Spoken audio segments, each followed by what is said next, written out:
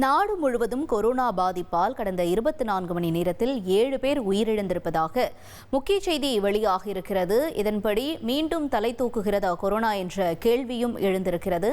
நாளுக்கு நாள் கொரோனா பாதிப்பால் பாதிக்கக்கூடியவர்கள் நபர்களுடைய எண்ணிக்கையானது அதிகரித்து வருகிறது. நேற்று ஒரே நாளில் மட்டும் நாடு முழுவதும் 564 பேர் கொரோனா தொற்றால் பாதிப்படைந்திருக்கிறார்கள். கிட்டத்தட்ட இதுவரை மொத்தம் 4866 பேர் கொரோனாவால் பாதிக்கப்பட்டு சிகிச்சையில் இருப்பதாக முக்கிய செய்தி வெளியாகியிருக்கிறது.